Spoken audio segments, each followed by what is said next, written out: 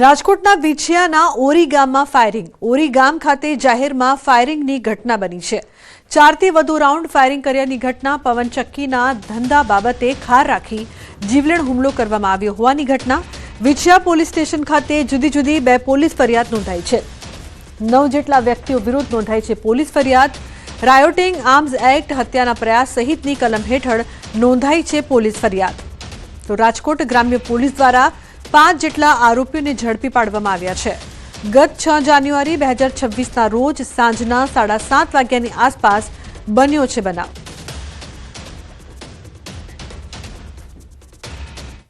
तुरंत वो 3 गाड़ी और लोगों को पुलिस स्टेशन लेके जाने पर और पूछताछ करने के बाद कुछ जूनी वेरजार ने कारण कॉन्ट्रैक्ट का इश्यू में 2 ग्रुप्स को आमने सामने फायरिंग का बनाव बना है.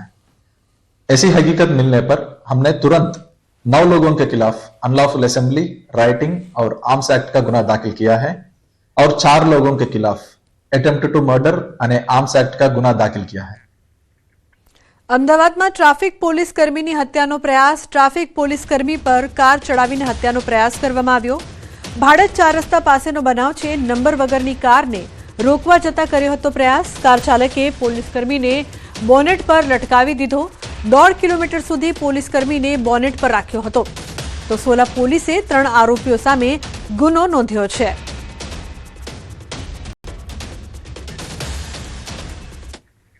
દ્વારકામાં પતંગની દોરીથી બાળકનું ગળું કપાયું છે.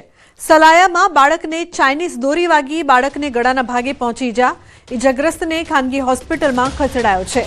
તો પતંગની દોરીથી બાળકનું ગળું કપાયું છે.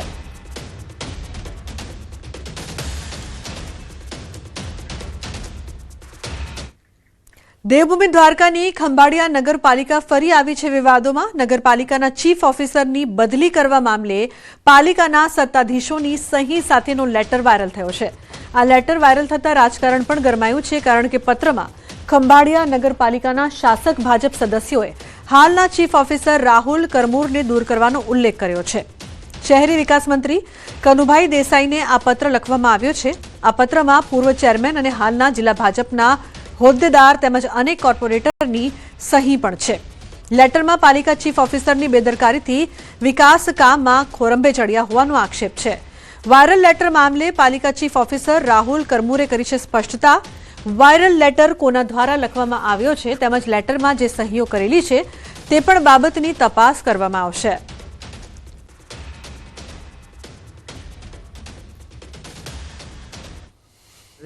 ઓફિશિયલી તો કોઈ જાણકારી નથી, પણ જે સોશિયલ મીડિયામાં લેટર વાયરલ થયો છે એ મને મળ્યો છે અને ઓફિશિયલી મેં મારા ખંભાળિયા નગરપાલિકાના લેટર પેડ ઉપર જાવક પડ્યો છે, એટલે એની છાનબીન ચાલુ છે.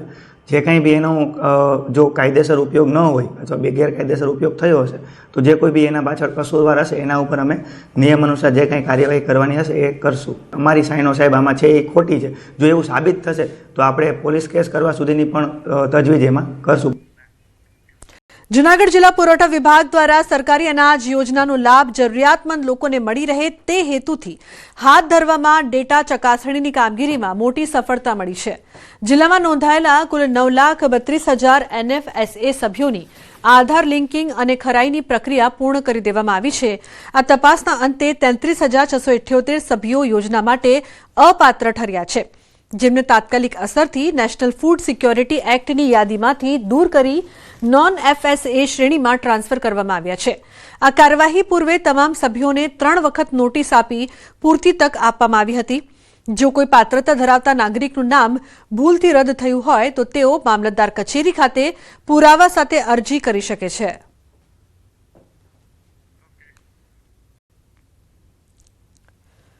એવા સસ્પેક્ટેડ ડેટામાં 1,37,000ની તમામની જે છે એ ખરાઈ કરવામાં આવી છે અને ખરાઈના અંતે આપણે જોઈએ તો 33,678 લોકો એવા આપણે મળી આવેલા છે જે હવે પાત્રતા ધરાવતા નથી NFSAમાં રહેવા માટે, અને એ તમામને આપણે NFSAમાંથી દૂર કરી અને નોન NFSA એમાં કન્વર્ટ કરેલા છે. ભવિષ્યમાં માનો કે કોઈને આવું બની શકે કે કદાચ ખોટી રીતે નામ નીકળી ગયું હોય તો જો એ NFSA યોજના હેઠળ પાત્રતા ધરાવતા હોય તો એ ફરીથી મામલતદાર ઓફિસમાં અરજી કરી શકે છે. ઔદ્યોગિક નગરી વાપીમાં દર વર્ષે ચોમાસામાં ભારે વરસાદથી રસ્તાઓ ધોવાઈ જાય છે, જેથી લોકોને પરેશાનીનો સામનો કરવો પડે છે. જો કે હવે આ સમસ્યાથી છુટકારો મેળવવા માટે તંત્ર દ્વારા વાપીમાં પ્રાયોગિક ધોરણે માસ્ટિક અસ્ફાલ્ટ ટેકનોલોજીથી મજબૂત અને ટકાઉ રસ્તા બનાવવાના પ્રયોગની શરૂઆત કરવામાં આવી છે અને લોકો પણ તેને આવકારી રહ્યા છે. વાપીના ગુંજન મુખ્ય રસ્તા પર પ્રાયોગિક ધોરણે નવો રોડ બનાવવામાં આવ્યો છે, જે પરંપરાગત રીતે ડામર રોડથી આધુનિક ટેકનોલોજીનો ઉપયોગ કરી અને માસ્ટિક અસ્ફાલ્ટ ટેકનોલોજી દ્વારા આ મજબૂત રોડ બનાવવામાં આવ્યો છે, જે વધારે ટકાઉ રહેશે અને વરસાદની પણ તેના પર અસર નહીં થાય તેવું મનાઈ રહ્યું છે. પ્રાયોગિક ધોરણે બનાવેલો આ રોડ સફળ રહેશે તો આવનારા સમયમાં મુખ્ય રસ્તા ઉપર આ ટેકનોલોજીનો ઉપયોગ કરી રસ્તાઓ બનાવવા તંત્રની તૈયારી છે.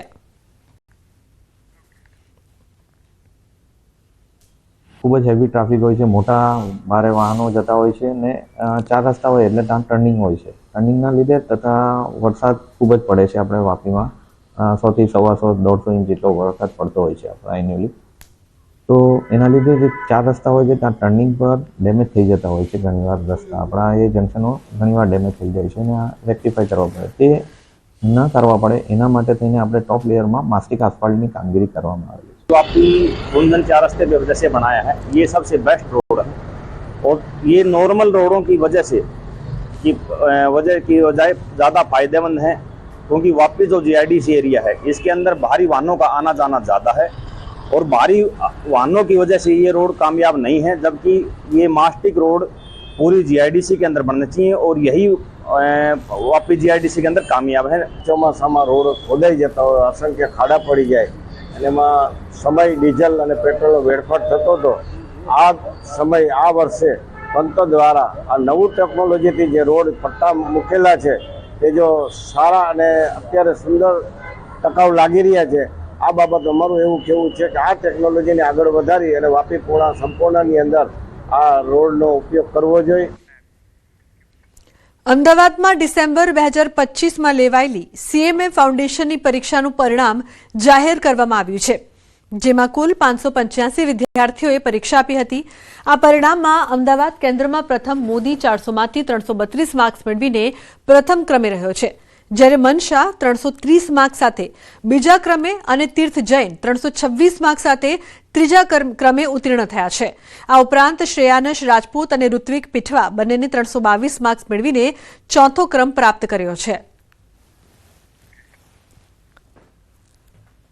તૈયારીમાં તો લેક્ચર્સ રેગ્યુલર ભર્યા હતા.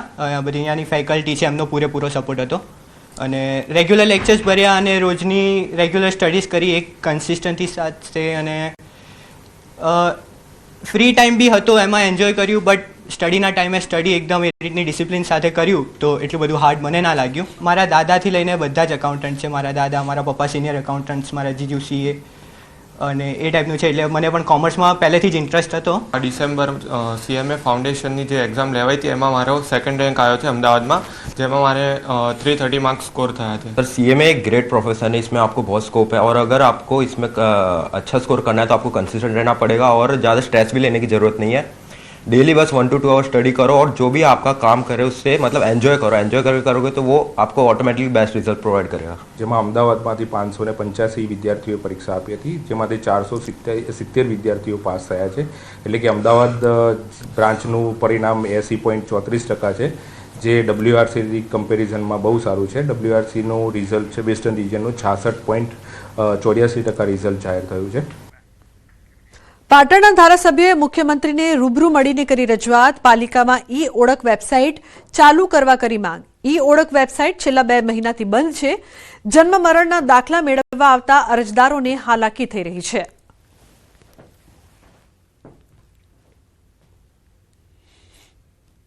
પાટણ નગરપાલિકા ખાતે જે જન્મ મરણની નોંધણી માટેની ઓળખ વેબસાઇટ છે એ છેલ્લા 1-2 મહિનાથી બંધ છે. એના લીધે પાટણ શહેર અને આજુબાજુના જે 2015 થી 2025 સુધીના જેના નામ ઓનલાઈન નોંધાયેલા છે એ લોકોને જન્મ કે મરણનો કોઈ દાખલો જોઈએ તો મળતો નથી. વારંવાર મને પણ રજૂઆતો મળેલી છે આ બાબતે. ગઈકાલે મેં મુખ્યમંત્રીને મળી અને તાત્કાલિક આ વેબસાઇટ ચાલુ કરવા માટે રજૂઆત કરી છે. પ્રધાનમંત્રી મોદી ગીર સોમનાથના પ્રવાસે આવવાના છે, ત્યારે પીએમના આગમનને લઈને સોમનાથમાં તડામાર તૈયારીઓ ચાલી રહી છે. સોમનાથ મંદિરથી હમીરજી સર્કલ અને શંખ સર્કલ સુધી શણગારવામાં આવ્યું છે. અલગ અલગ થીમ્સ દ્વારા સુશોભન કરવામાં આવ્યું છે. શિવ પાર્વતી શિવલિંગ સહિતની થીમ લગાવવામાં આવી છે. કેટલીક જગ્યાએ શિવજીને પ્રિય ડમરૂ અને ત્રિશૂલની થીમ્સ છે. અલગ અલગ થીમ્સથી સોમનાથ તીર્થ શિવમય બન્યું છે. स्वाभिमान पर्व की कितनी सुंदर तैयारी की है यहाँ पे, मतलब इतना सुंदर डेकोरेशन भगवान शंकर जी को, मतलब सब थीम शंकर जी के ही बनाई है. सुंदर सुंदर आप पीछे मेरे देख सकते हैं, सुंदर ऐसी फूलों में पिंड बनाई है और पूरा जो मंदिर है वो रियल फ्लावर से सजा हुआ है. बहुत सुंदर तरीके से यहाँ पे तैयारियां हुई है. मोदी जी अभी आने वाले हैं, सुंदर ऐसे म्यूजिकल इवेंट्स भी होने वाले हैं, मतलब एकदम बढ़िया. एक આપણા સનાતન ધર્મના જે સ્ટેચ્યુ બનાયા છે અલગ અલગ થીમ પર, ખરેખર એ આપણા યશસ્વી તેજસ્વી વડાપ્રધાનના માર્ગદર્શન હેઠળ, અને એ આકર્ષણ એટલા માટે બને છે કે એક અદ્ભુત બને છે.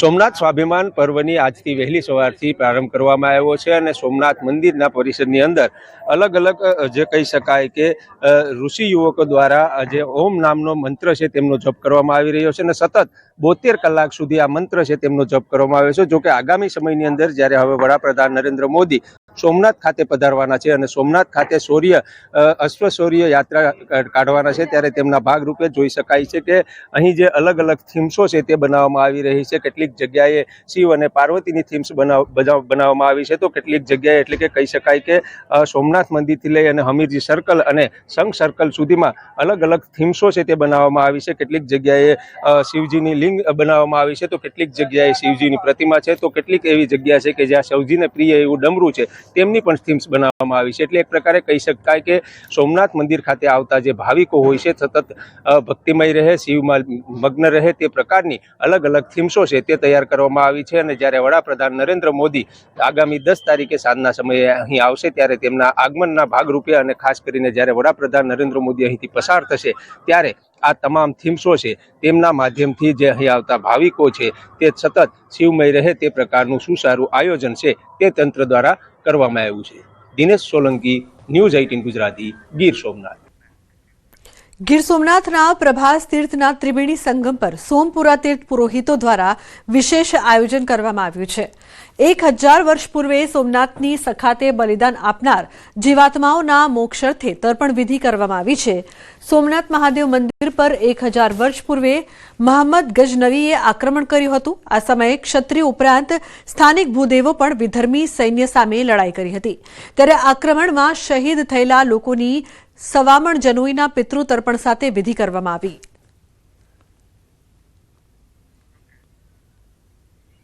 તીર્થ પુરોહિત શ્રી સોમપુરા બ્રાહ્મણ સમાજે અહીંયા સર્વ સનાતનીઓના મોક્ષાર્થે બલિદાનની શ્રદ્ધાંજલિ રૂપે સવામણ જનોઈ અને બધાના પિતૃઓને તૃપ્તિ માટે કરીને અહીંયા તર્પણ અને પિંડદાનનું આયોજન કરવામાં આવ્યું હતું.